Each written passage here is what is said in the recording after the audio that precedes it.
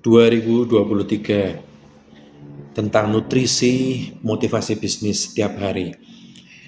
Setiap pagi kita itu memulai hari dengan melakukan aktivitas rutin, bisa kita melakukan ibadah, kita bisa melakukan ritual yang sifatnya fisik, dan juga kita melakukan aktivitas yang sifatnya berpikir ya, kognisi, kita membaca berita dan sebagainya. Orang-orang dulu membaca koran, sekarang membaca portal-portal berita. Nah, hal yang juga sangat penting bagi setiap entrepreneur pebisnis adalah setiap pagi itu menyediakan waktunya untuk menenangkan diri. Jadi ketika kita ibadah atau ketika kita melakukan aktivitas fisik, maka sejatinya kita sedang menenangkan diri. Kita sedang memikirkan kira-kira satu hari ini kita itu akan melakukan apa saja.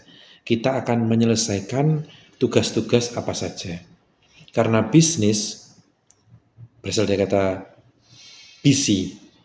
Busy itu artinya adalah sibuk gitu kan. Kalau misalkan dalam bahasa Inggris itu kan busy itu kan sibuk. Jadi orang-orang pebisnis, orang-orang yang memang melakukan kegiatan entrepreneurship, mereka adalah orang-orang yang terbiasa mengisi waktu-waktunya untuk kegiatan-kegiatan yang bermanfaat, kegiatan-kegiatan bisnis yang sibuk gitu kan. Nah, kalau misalkan dari kacamata orang-orang barat ya, mengisi waktunya untuk kegiatan yang menghasilkan profit gitu kan.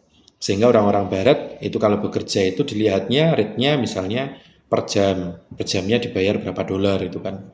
Nah, di Indonesia juga ada yang seperti itu, tapi umumnya masih orang hari ya, atau hariannya berapa itu, atau mungkin bahkan bulanan. Nah, jadi kalau misalkan pagi itu kita melakukan aktivitas menenangkan diri gitu kan, menenangkan diri. Kalau misalkan muslim itu melakukan ibadah sholat itu kan, yang tujuannya memang menenangkan pikiran, karena memang pagi itu kan saat dimana orang itu baru bangun tidur dan posisinya itu memang masih jernih ya, otak itu sangat jernih, sangat tenang, maka dia sudah mulai bisa diajak untuk berpikir kemarin itu saya sudah melakukan apa yang sudah selesai, hari ini saya pengen menyelesaikan yang mana. Nah, itu otak itu sudah mulai memikirkan gitu kan. Ada misalnya ide-ide bisnis apa yang baru, itu mulai terjadi ya. Nah, mulai ada di otak itu kan, mulai ada, mulai seger gitu kan. Makanya uh, sebagian orang-orang juga memberikan apa namanya tips gitu kan. Oh, kalau misalkan pagi itu ngambil sarek kertas satu buku, kemudian nulis kira-kira apa yang akan dikerjakan itu kan. Pakai HP bisa nggak? Sangat bisa. Cuman kan kita nggak pengen ketergantungan sekali kan sama HP. Kita juga menggunakan pena, menggunakan kertas itu kan, sehingga kita juga otak kita tuh juga melakukan banyak sekali aktivitas. Jadi otak kita tuh pinter gitu kan, pinter, encer itu. Nah, masa-masa seperti ini itu biasanya masih banyak ya. Oh, aktivitasnya saya mau ngapain aja, mau ini, mau itu.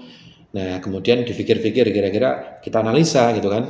Kalau misalkan A, B, C, D kira-kira uh, 4 kegiatan ini kita akan selesaikan hari ini, kira-kira bisa apa enggak gitu kan. Oh, ada E, F, G, H, ini ada 4 lagi yang memang harus diselesaikan juga. Nah, kemudian kita arrange tuh waktunya cukup apa enggak.